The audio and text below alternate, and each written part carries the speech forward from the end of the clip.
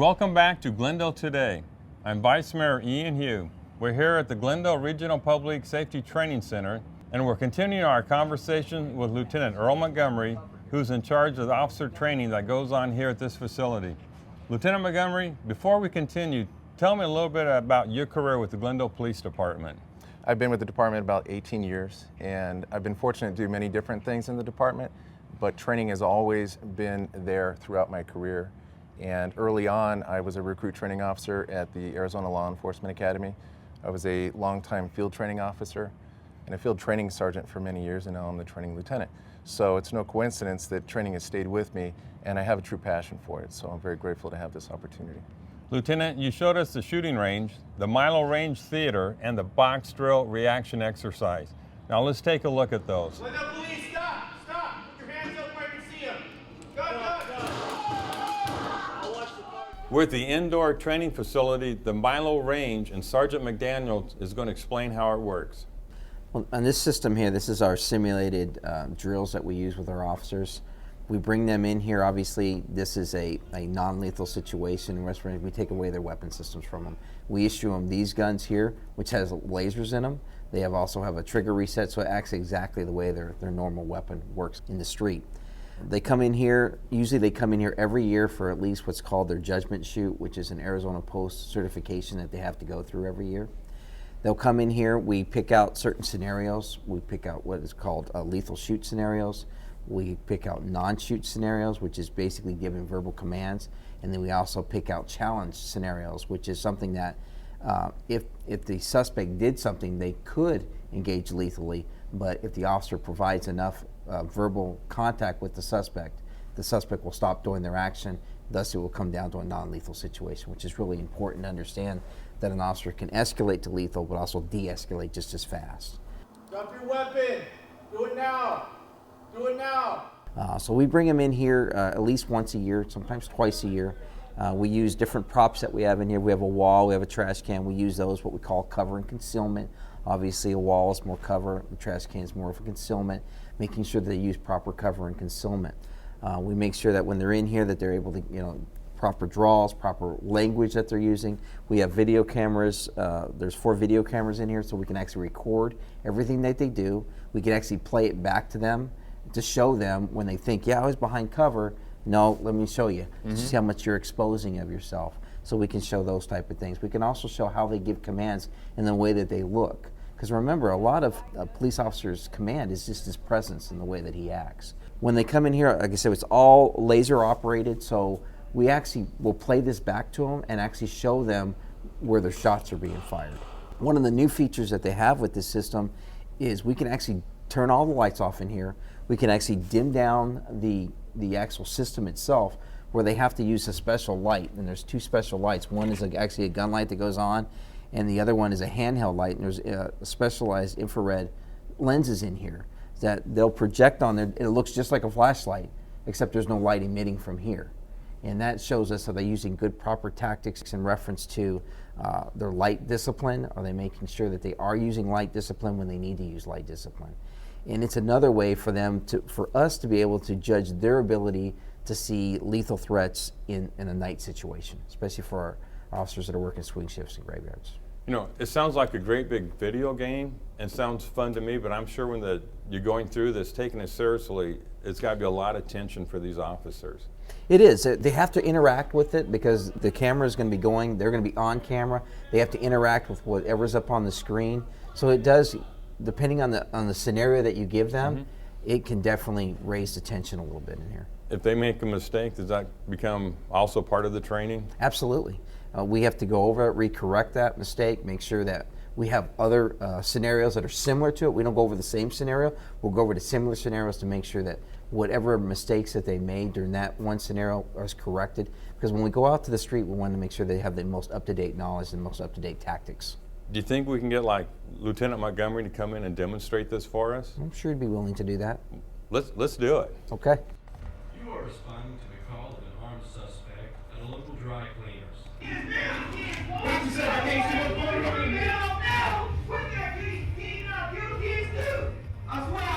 Please, drop it!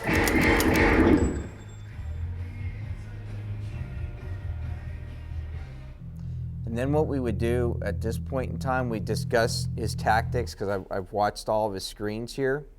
He had excellent tactics, very good verbal commands. And what you're going to notice, and a police officer is going to notice this faster than a normal civilian, is this gentleman had a gun straight down. Obviously, the female was absolutely in danger. He told him to drop the gun, and he actually started raising the gun. And you'll see where the first shot is, you can actually see the gun is now pointed at the officer, where initially it was directly down below, absolutely pointed, and he's bringing the gun up to the officer. And that is absolutely, and how fast did that happen? That was, a split second. That happened within 2 seconds. He gives the command, that gun's coming up, and he has to take lethal action at that point. Sergeant, it was fast. Lieutenant, I'm not sure. I'm watching it. I'm getting nervous, but it was over within seconds. Basically, this is one of those that, because life is not static, our situations that we're in evolve all the time. So some of these are designed to be kind of a rapid progression so that we can kind of train our brain to look for certain things and recognize threats or not recognize a threat. So this is to kind of train your senses to react quickly. And this is a very, very quick scene for you to respond with, recognizing that he has a weapon, that there's a female in harm's way, and then as he's bringing it up, I'm already out of the holster because this is a call that's telling me that this is an armed suspect call. But just to recognize that in time to respond, that's really what we're trying to do there. Nice shooting, Lieutenant. I never even saw the gun. It happened that fast to me, and I'm just back here observing it, and it was fast. Now, we're expecting our officers on an armed disturbance and our armed subject to immediately be out of the holster, because you don't know what you're going to engage in. As you can see how fast this happens. Now, this exact same scenario, we can play it a little bit different and have maybe a different ending.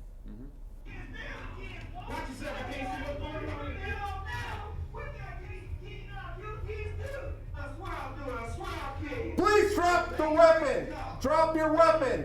Back away and drop the weapon now! Drop your weapon. Hands up where I can see them. Keep your hands up.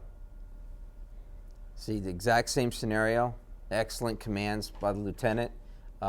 He noticed that if you look at it, and again, the officer has to take the totality of the circumstances into what he's dealing with. If you notice, even the way he was holding the gun in this scenario, he's not gripping the gun as in a pistol grip. He's actually holding it almost as an open hand and with the receiver. That's a clue to you as an officer, he's not ready to shoot right now.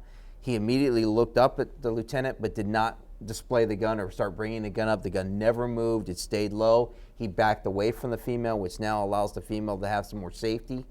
And he was talking to the lieutenant, advising him, yep, he's going to comply, and he complied. And thus, now we went from a lethal situation to an absolute non-lethal situation that quickly.